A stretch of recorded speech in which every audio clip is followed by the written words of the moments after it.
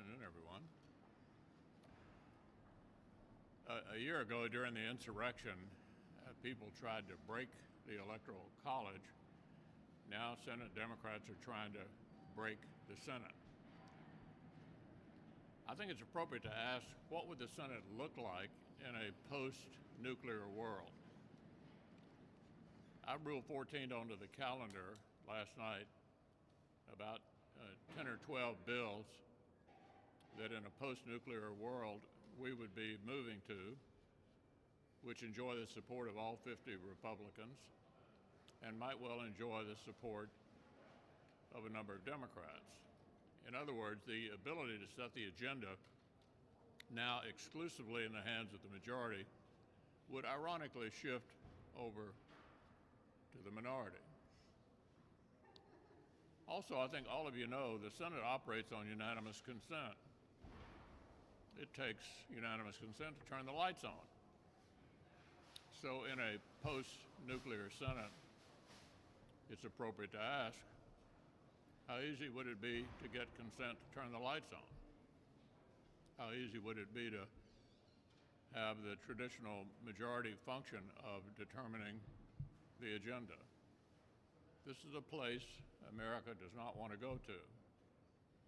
It's also important to remember that the filibuster also gives smaller states an opportunity to have greater influence, an argument Senator Manchin has repeated over and over again. So let me say we're ready to have this vote. We think it's time for those who want to break the Senate to stand up and try to break the Senate, and let's see where everybody stands. And Senator Schumer seems intent on moving forward with this, and they've manufactured a crisis to try and convince people that convince their members at least, that is, that there's a rationale for doing this. But we all know better, and this is purely and simply a power grab. It's something that's not new. It's something that Schumer's been talking about literally since 2019. The election issue's been talking about for a lot longer than that. These aren't new ideas. These are ideas they've been trying to get into law to give them an advantage in elections going back years. But with respect to the filibuster, it's something that he has been talking about now for several years. And so this is an excuse. It is nothing more, nothing less, and nothing else than that, to try and break the United States Senate and to create an atmosphere where in a very partisan way they can move their agenda with just Democrat votes. And that is absolutely contrary to what the founders envisioned the Senate to be all about. The Senate was to be a place, as the leader pointed out, where smaller states like my state of South Dakota, have a voice, where the minority party in this country, those who didn't win the election, have a voice in the legislative process. It requires bipartisanship, it requires consensus, and it creates greater stability long term, because you won't constantly have a revolving door where when power changes hands here in Washington, D.C., the next side comes in and completely changes what the previous side had done. This is all about stability. It's all about creating an atmosphere for moderation. It's about predictability when it comes to our laws. And the Senate Democrats are intent, it seems at least, their leadership, on blowing this all up. I hope that it will fail. I hope that there are wiser heads on their side.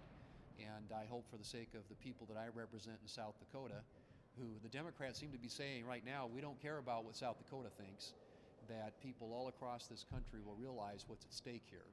And that is the history that we have as a nation of making sure that those who live in different parts of the country, those who didn't necessarily win the election, those who represent the minority party, have a role in our government and in our lawmaking process. Well, the Democrats' agenda is radical, extreme, dangerous, and scary. And now they want to rig the rules of the Senate to get it passed. They seem to gleefully ignore the major issues that the American people are concerned about right now. The crisis at the southern border, COVID all around the country, crime in our cities and inflation that is eating away at people's paychecks. They don't seem to care very much about that.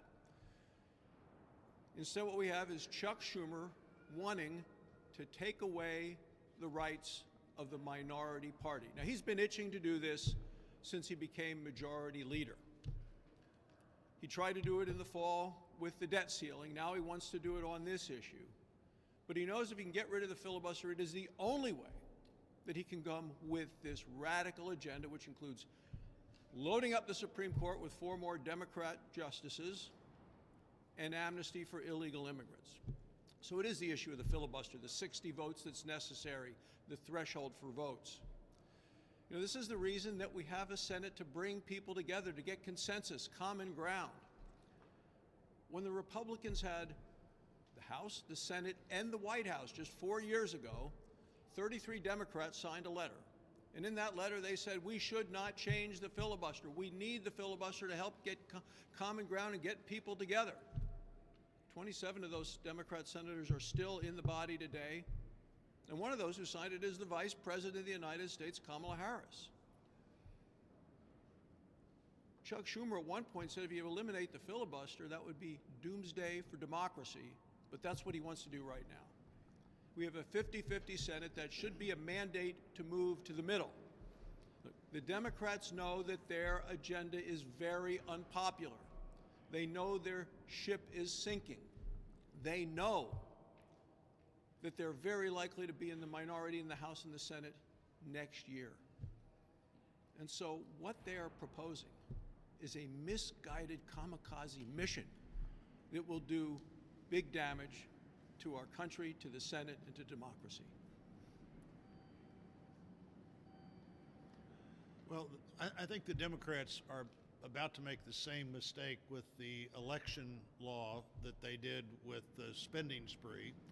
You know, the reckless spending bill was basically everything Democrats had ever wanted to do in terms of interjecting the government into activities of everyday life in ways that the government hasn't been before. With the elections bill, there's always a reason for these federal takeover of the election. The end of the 16th election cycle, at the very last minute, Democrats decided they wanted to make the election structure part of the essential critical services of the country in a way that would allow Democrats to take over something that states had run for 200 years and to make it more federal in nature. H.R. 1 passed before the 2020 election, was renewed right after the 2020 election, but suddenly the reason for H.R. 1 was everything that happened on Election Day in 2020. I think we're going to find that what happened after Election Day in 2020 is states that had been appropriately forward-leaning in what was the first pandemic election in 100 years changed their laws for that election with the idea that they go back and look at it after the election. Almost all of them did. Some states like Missouri changed their laws for that election and the law said when the election's over, the changes are over. No criticism for Missouri when they did that. Other states changed their law and went back and looked at the changes they made and decided how many of them they wanted to make permanent. Of the states that Democrats are complaining about, I can't find one of them that doesn't have an easier process for elections in 2021 than they had in 2018. Maybe not as easy as 2020, but there was a pandemic.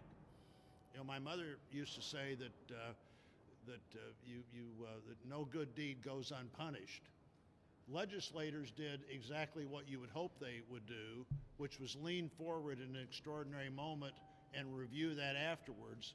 I think they'd be pretty hesitant to do that the next time there's an extraordinary moment, because apparently you don't have the ability to go back and say, okay, what worked well in a pandemic that would also work appropriately in a normal cycle? Don't believe this idea that all of these states have changed their laws to make it harder to vote. All of these states have changed their laws in a way that makes it easier to vote than it was in any other election than the pandemic election, and we'll be talking about that over the next few days. So you can see a consistent theme in what leadership has been talking about, as well as those of us that gathered earlier today to do a presser with you. One, we are extremely concerned about Democrats' attempt to take over our state and local elections. They want to federalize elections. And as a former county auditor in the great state of Iowa, someone who ran local elections, I can tell you that in the recent years with Iowa modernizing their elections efforts, all we have seen in Iowa is that voter participation has increased. That goes counter to what the Democrats are saying with these new elections laws that we're suppressing votes. That is absolutely incorrect. It is a myth that has been conjured up by Democrats. Republicans want to make it easier to vote, but harder to cheat. And I believe that our local and state officials can do a much better job at administering our elections than bureaucrats at the federal level. The second issue at stake then is the Senate filibuster. And if the Senate filibuster goes away, literally, folks, we are breaking the Senate.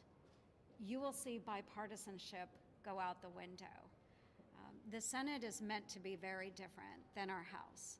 The collaboration in the Senate is key to protecting the minority rights. So we hope that they see the folly in their ways and they move away from this.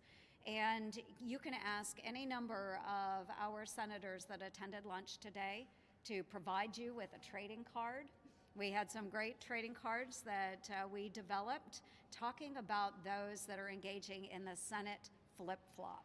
So there are 5 prominent Democrats that are featured on these trading cards. And on the back of the trading card, it will tell you what they said a couple years ago and what they're saying now. And I would be so happy if any number of you took these trading cards to those members and said, what has changed that you think it's okay to break the Senate now?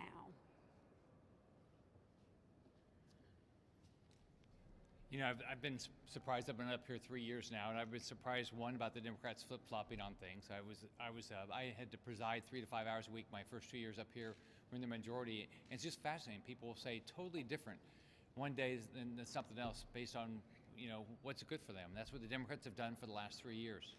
As I travel Florida, what people care about is inflation. They're worried about gas prices, food prices, rent prices, the fact that the grocery shelves, some of them are not full. So that's what they're worried about.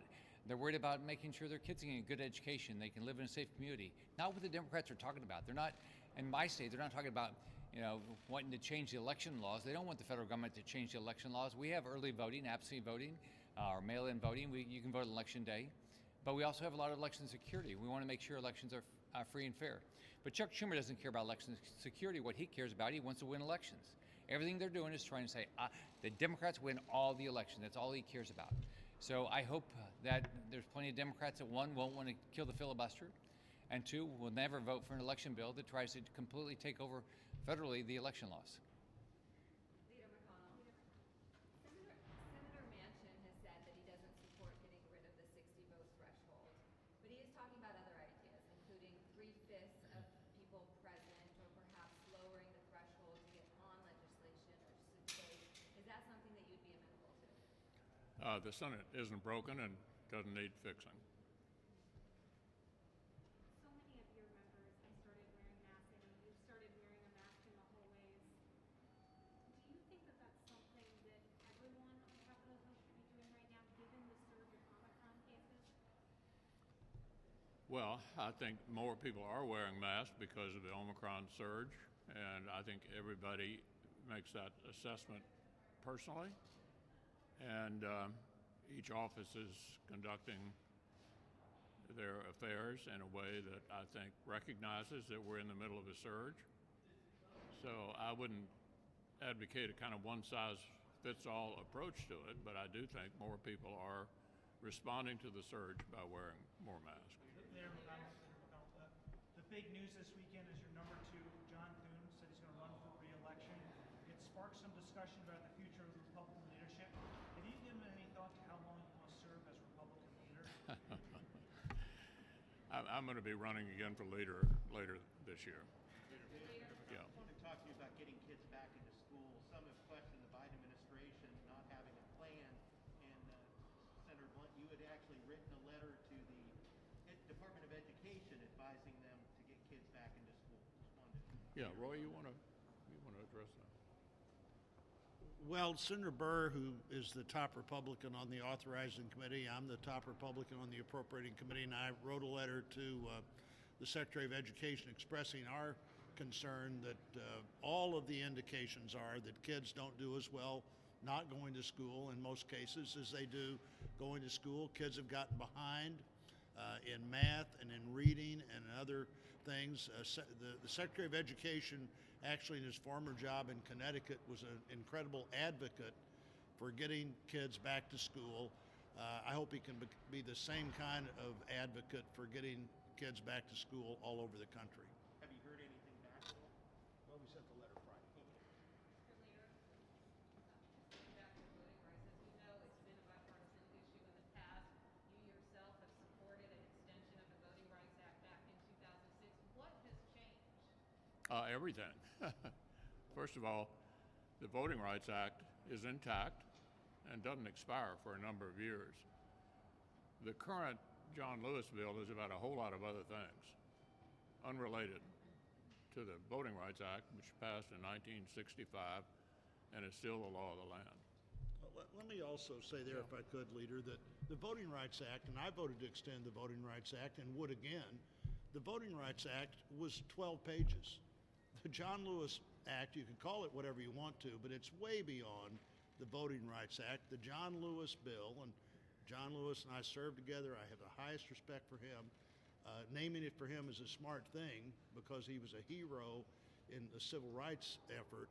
But that Voting Rights Act is so far beyond the Voting Rights Act that have served the country well that it's an election takeover. You can call it whatever you want to, but it's a 200-page election takeover, not a 12-page Voting Rights Act that points to the constitutional amendments and the law and says, here's the way these need to be enforced.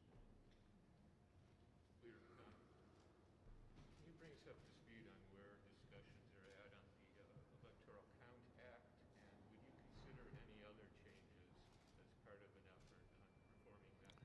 Well, what I've said about the Electoral Count Act is that that's actually related to what happened on January 6th of 2021.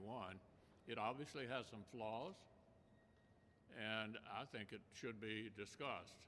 That is a totally separate issue from what they're peddling on the Democratic side this week. And I think that those who are involved in those discussions ought to take a while, make sure we get it right. But I think it does warrant being addressed, and hopefully can be addressed on a bipartisan basis. If you're looking for an example, the way infrastructure went forward. Thank you.